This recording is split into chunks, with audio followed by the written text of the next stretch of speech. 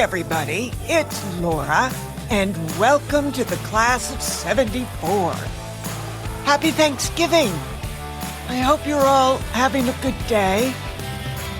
Sit back, relax. I hope you laugh a few times. I hope you enjoy yourself and forget all of your troubles. Cynthia and Mimi have just arrived from Mimi's first day back at school. I'll see you on the other side.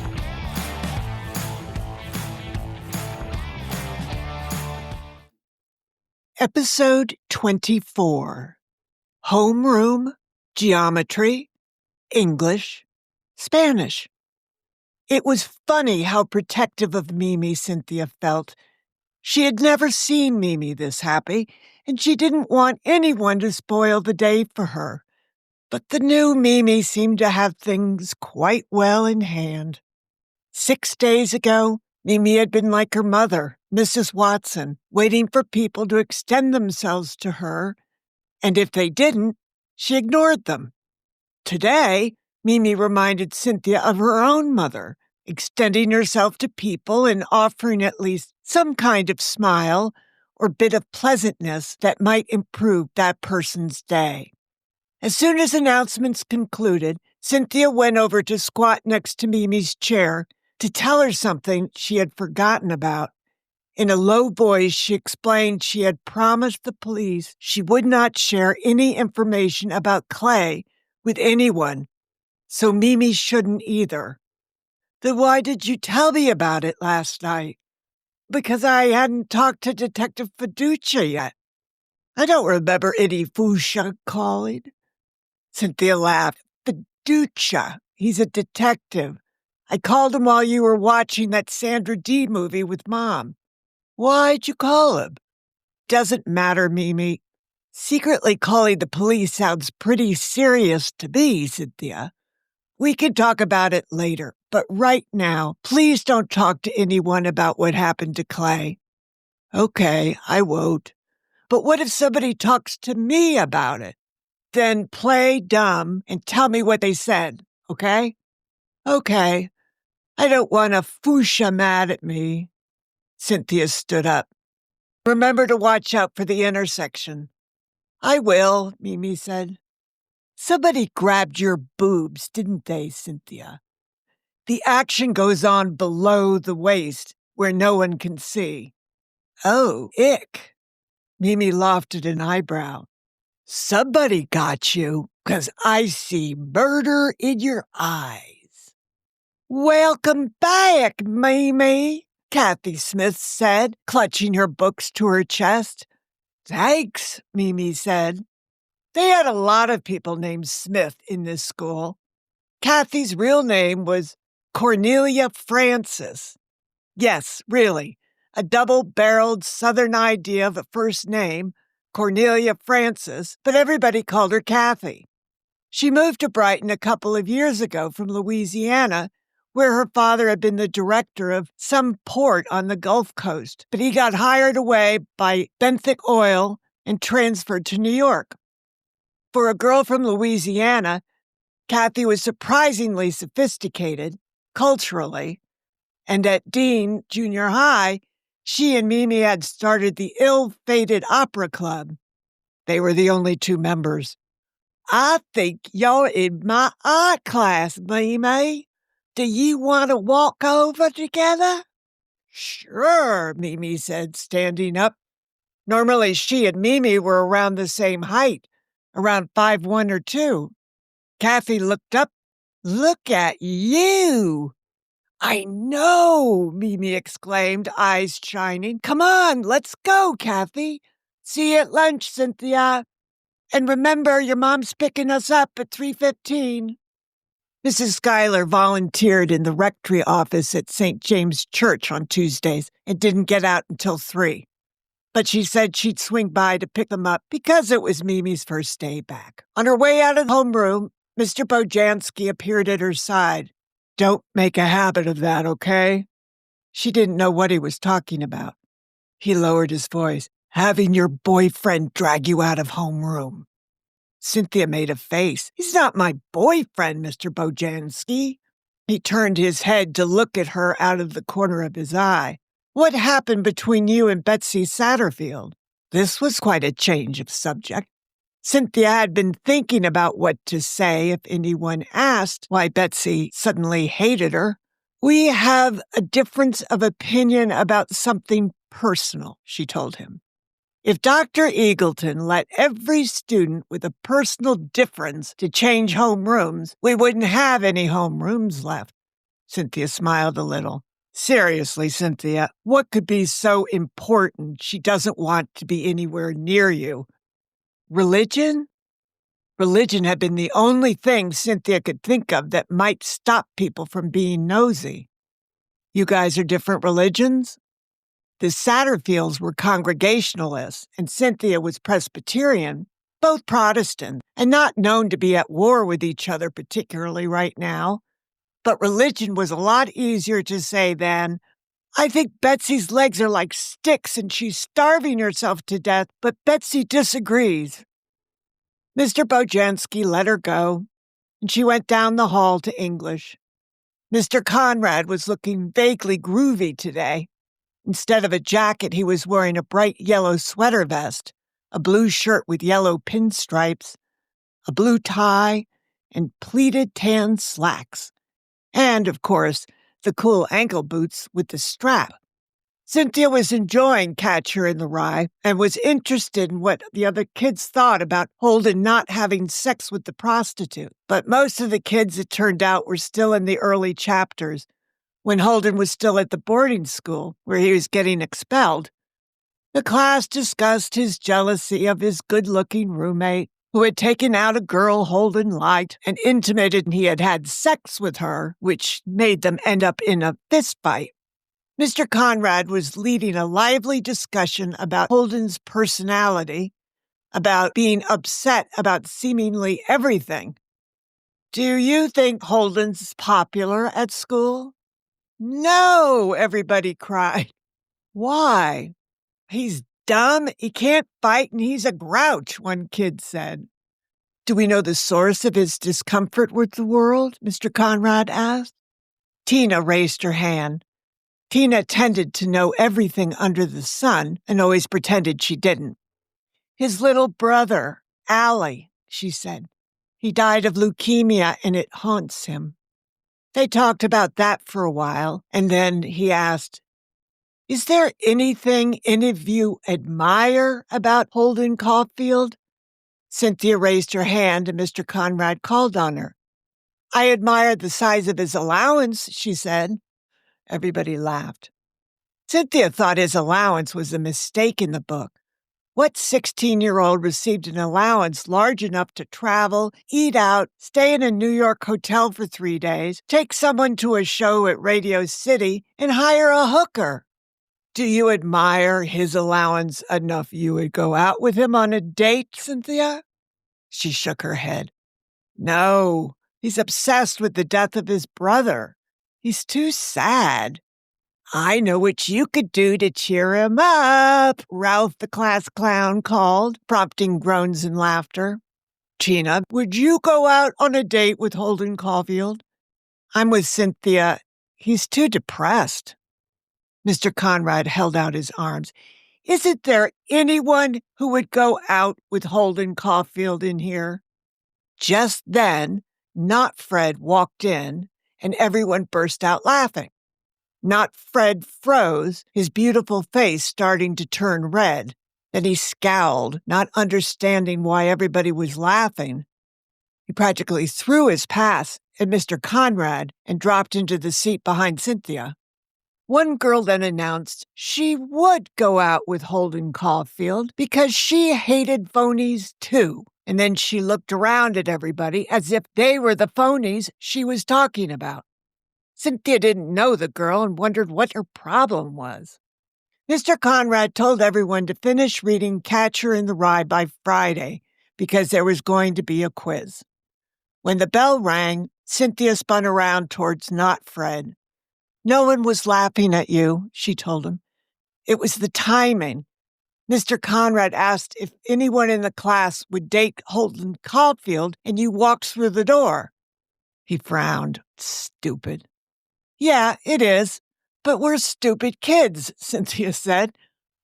I don't even know what your name is. I'm so stupid. I think of you as not Fred, because you told me your name was Fred when I first met you, and then you said it wasn't.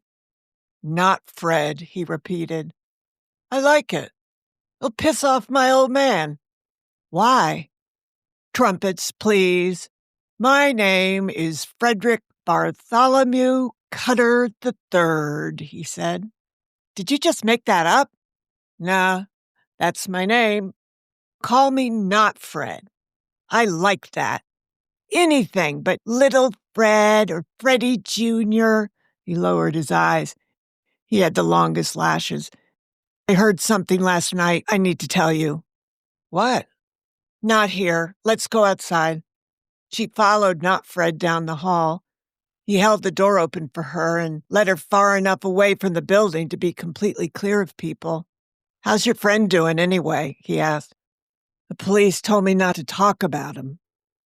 I'm the guy who scaled the friggin' stadium wall for you. Right, sorry. She told him about Mr. Seaton taking Clay to Mass General to save his hand. Damn, not Fred said under his breath. That really sucks. It does, she agreed. What did you need to tell me? Behind him, Cynthia saw Suzanne Slater parking a silver Chevrolet Town and Country station wagon. They tied up the wrong kid, not Fred said. Cynthia's eyes flew back to him. Who is they? Guys a pissed-off dealer sent to rough up a guy who ripped him off. Cynthia brought up her hand to hold her forehead for a few seconds. Then she asked, a drug dealer? Keep your voice down, not Fred said, quickly looking around. But yeah, in Brighton? No, New York. Someone on the football team ripped him off. Suzanne Slater was getting out of her car now, and Candy Striper Jackie Defoe was also climbing out. Who told you this? A guy I used to know. Cynthia, Jackie Defoe called. She was heading this way with Suzanne. Later, not Fred said, jogging away. Cynthia wanted to call him back, but Jackie was bearing down on her. Guess who's a cheerleader? Jackie asked, beaming. You? I thought gymnastics was your deal. Once a gymnast, always a gymnast, but now I'm a cheerleader too, because Suzanne's stuck with a bunch of girls who can't bend. Suzanne was laughing. Shh, Jackie, a little more tact, if you please. 5 years in a row, Cynthia, I tried out for cheerleading, and only now, when I'm a senior, does she want me on the squad. For 5 years in a row, you couldn't make practice, Suzanne countered. Jackie tilted her head slightly. Oh, right. Forgot about that. Congratulations, Cynthia told her. I think it's wonderful. I look forward to seeing you on Friday. Thank you. I'm excited. Come on, we've got to get going, Suzanne said, pulling Jackie away. But then she stopped to look back over her shoulder at Cynthia. How's your friend? I haven't heard anything, she said. I'll ask around, Suzanne promised, and then she and Jackie hustled into the building. The bell rang, but Cynthia took her time trying to think through what not Fred told her. A New York drug dealer? Someone on the football team? Ripped him off? She should tell Detective Fiducia. But how could she do that without dragging not Fred into it? What was not Fred's connection to the dealer anyway that he knew any of this? Was he dealing drugs? Oh, great. That's just what she needed. A dope-selling dope in her life. When Cynthia went into economics, Charlie Hennessy waved and gestured to the empty seat next to him. It's yours if you want it. She walked over. Thanks. She looked around. Where's Bojanski? He said he had to get something. She slid into the seat, opened her notebook to a clean page, found a pen, and glanced over to find Charlie was looking at her. Katie's coming sailing with me on Sunday, he said in a rush. That's great. After a minute, she asked, just out of curiosity, Charlie, What does a girl wear on a date to go sailing? Depends on the weather. Shorts if it's hot, pants if it's cold. Then a bathing suit underneath? Depends on the weather and the girl. If it warms up, she may just want to be in her suit. What about if it's raining? Do you still go sailing? He shrugged. I do. I just make sure to have foul weather gear. Foul weather gear. I bet it's a hot seller at Bloomingdale's, Cynthia laughed. You can get it right here at Sagamore Marine in town, under Hander's grocery store. That's where I got my topsiders, she told him. My father and a couple of others backed Sagamore Marine because everyone was sick of driving out of town. It does a good book of business, he said. A good book of business, Cynthia repeated in her head. Mr. Bojanski appeared and ran briskly through attendance. Cynthia was the only girl there. He started lecturing on the gold standard, a founding monetary policy of the federal government, he said, which meant any federal currency issued could be redeemed for gold. Isn't that what Nixon just got rid of? A senior, Gary Kanneker, said. Yes, Bojanski said. So now our currency's worthless? Gary continued. Cynthia didn't know about the other kids, but worthless and currency in the same sentence made her think of the Confederate dollars at the end of the Civil War. Had they lost a war? Were they losing the Vietnam War? Far from it, Mr. Bojanski said. Our currency is backed by the enormity and stability of our entire economy. But inflation's off the charts, Gary said. It is high, but that means higher interest rates on borrowing, which means more people and countries will want to buy United States bonds. But we'll talk about debt on another day. Today, we're talking about detaching the U.S. dollar from gold. He walked the length of the classroom, fingering a piece of chalk. In a nutshell, over the last decade, the federal government spent a lot more money than we could cover with gold.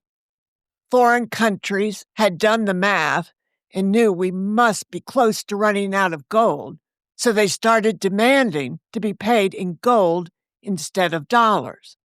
De Gaulle did that, Gary said, which my parents said was like a knife in the back after everything we did for France.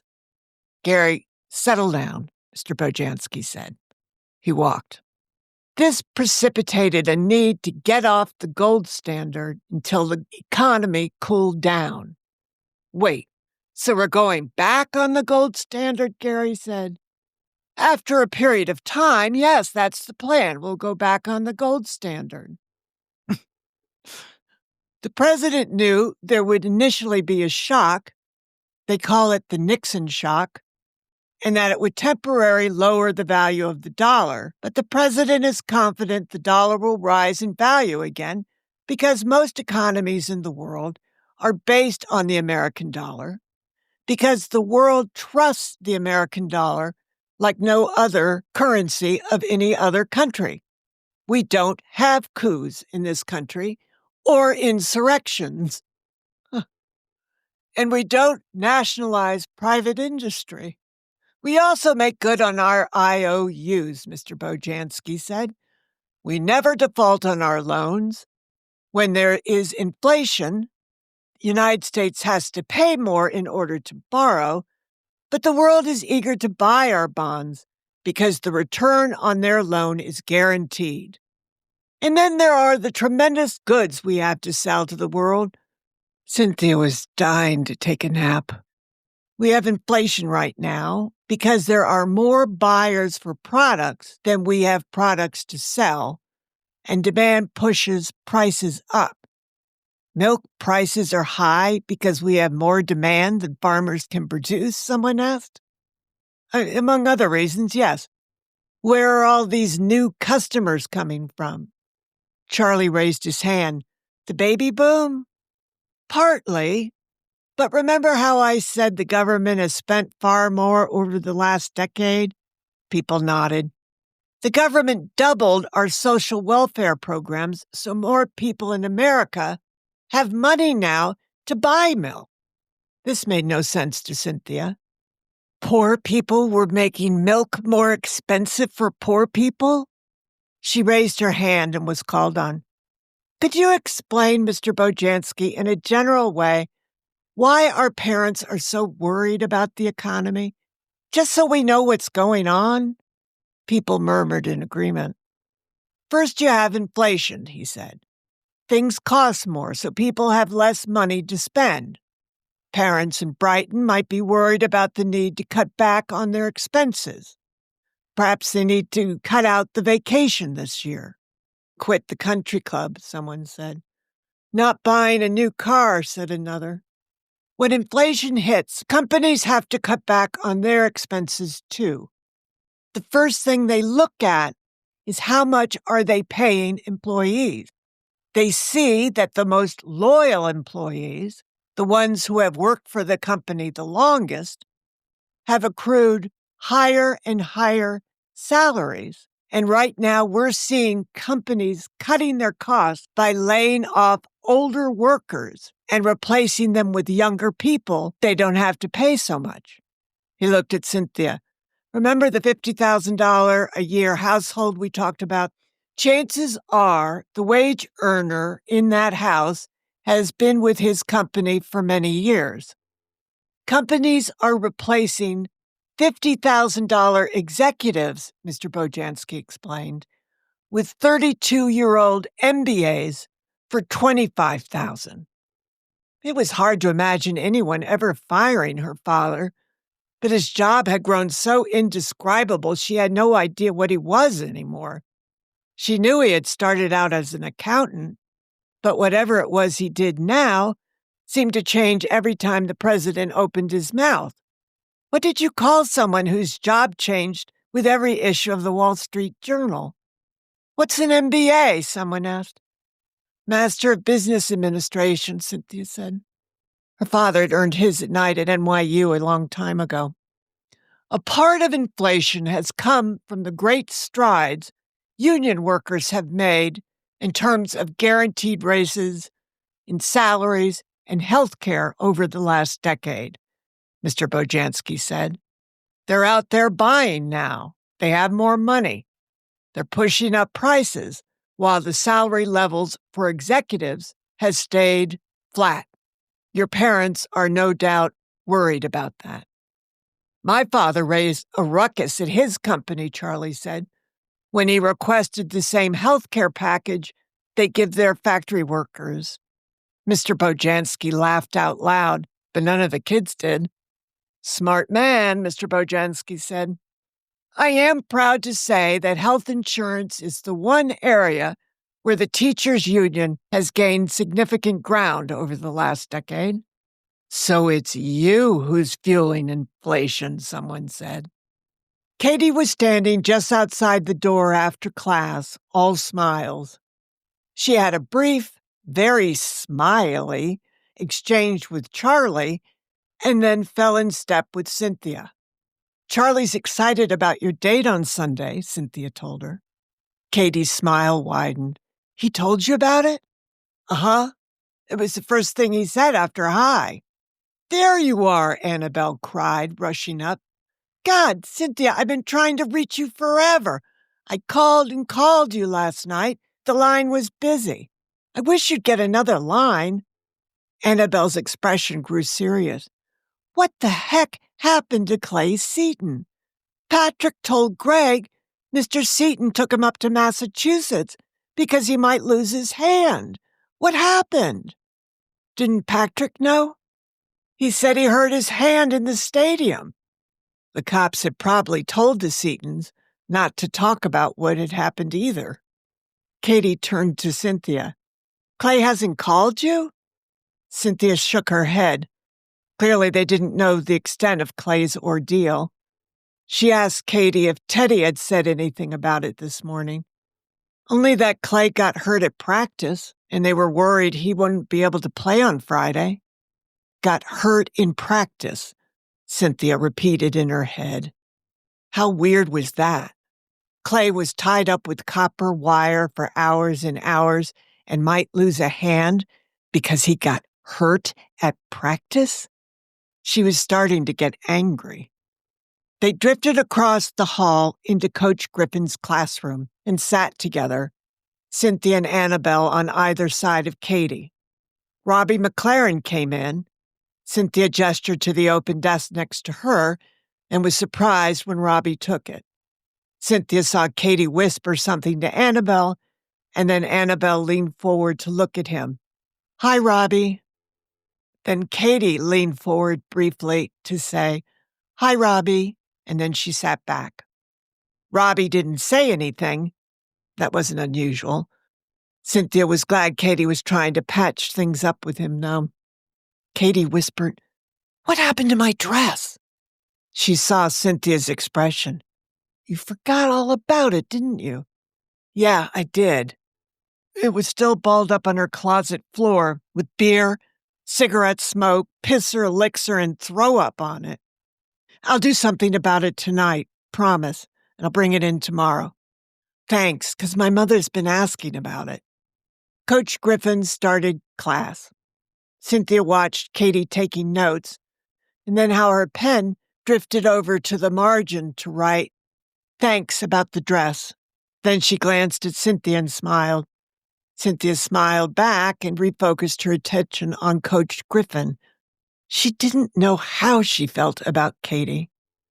After geometry, Cynthia had to hustle to get to Spanish, which meant going out the end of C Wing, up past the senior commons, outside through the smoking area. "Hey, Cynthia, wait up." It was Phil O'Brien. He was looking well turned out today. No fringed jacket. He was wearing a gray, short-sleeved golf shirt that didn't have an iron burn on the back. On closer inspection, she recognized it was one of Evan's old shirts. Good old Evan. She pointed to B-Wing. "I've got to go to Spanish. Just wanted to say hi. My first soccer practice is today." "Come on, Cynthia," she told herself. "Give him a minute. If you want an audience, I can come and watch for a while with my friend Mimi. We won't embarrass you, I promise," she said. "We have to wait around anyway until 3:15 for my mom." "I liked your mom a lot," he said. The feeling was mutual. "Look, if you don't want us to come to practice, Phil, you better tell me now." He shrugged. "I don't know." "Okay, we're coming," she told him. "Oh, I almost forgot. Guess who I saw this morning?" "Who?" "Bird Killer Hal." "No way." "He's such a jerk, but I'll tell you about it later. Long story short, he apologized and swears he did not hit any birds." "Bull," Phil said.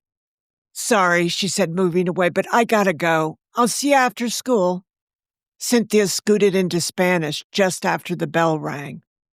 "Ah, mi amiga más aventurera," Senora Cordova said, as if announcing Cynthia's arrival at a ball.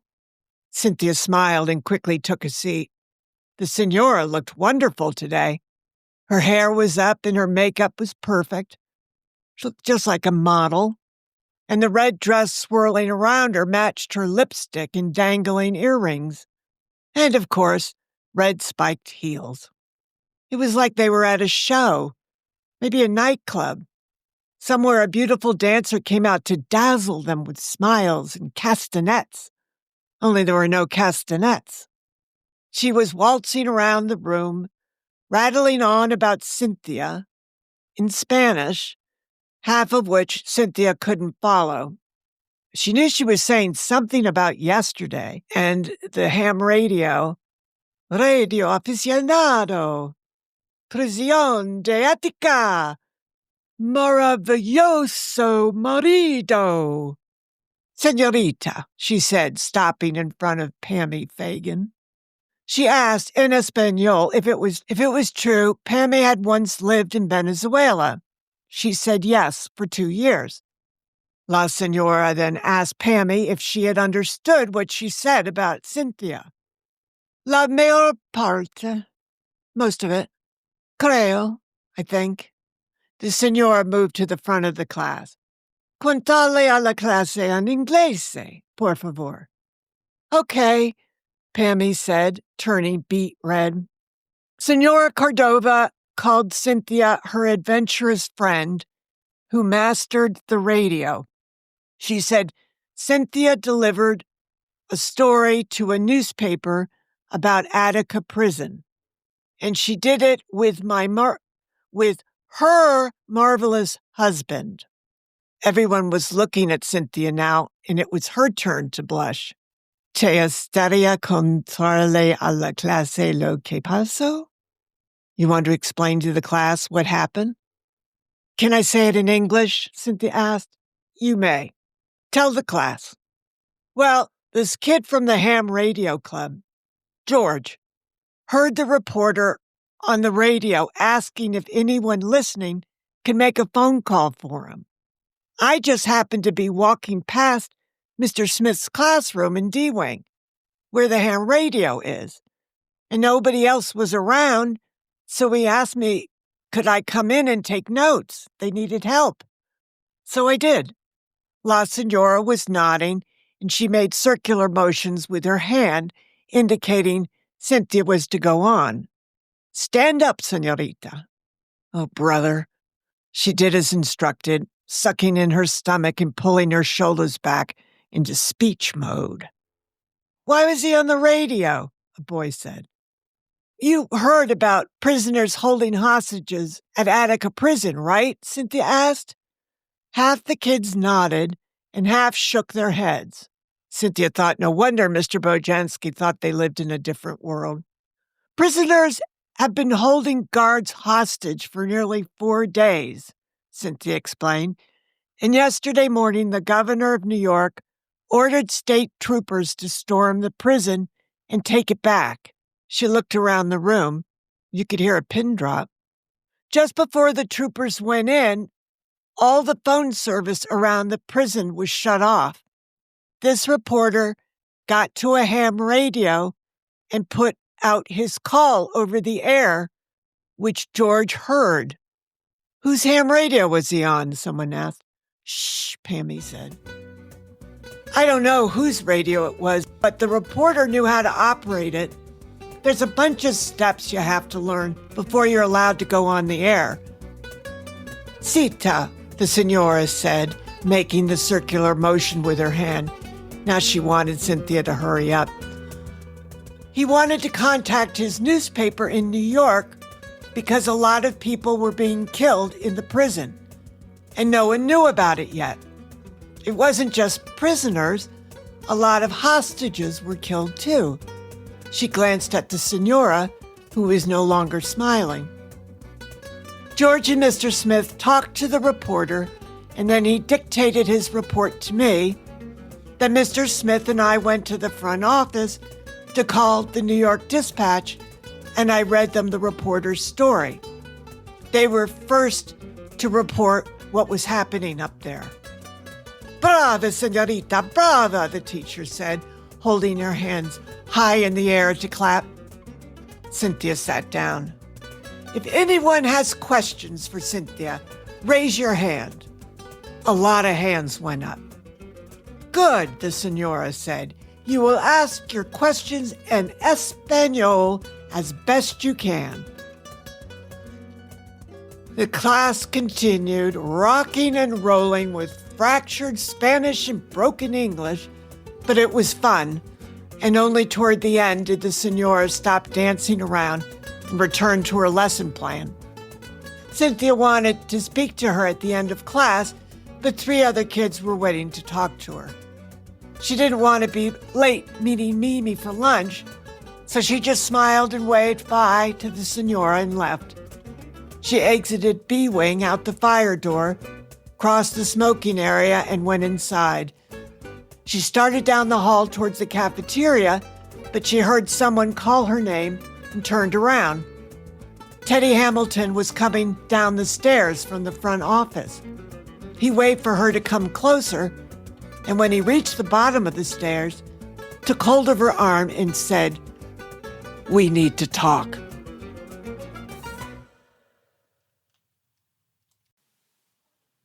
Well, I'm sorry to keep you in suspense over Thanksgiving, but I'm gonna do it anyway. Our next episode is a big one. It's our season closer, finale, the end of season 1, which means then Laura has some time to figure out what we're doing with this podcast.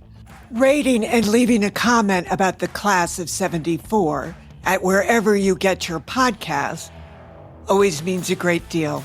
So if you feel inclined, please do it. That's it. You guys all have to go eat your Thanksgiving dinner.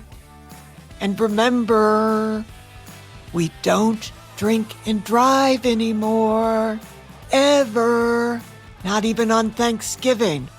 But we do have fun, you guys. And we do love our families and friends. And I hope you have a lovely Thanksgiving. I'm very grateful for your listenership and very grateful to my friends and family for supporting me in this effort. Take care. God bless. I'll see you next week.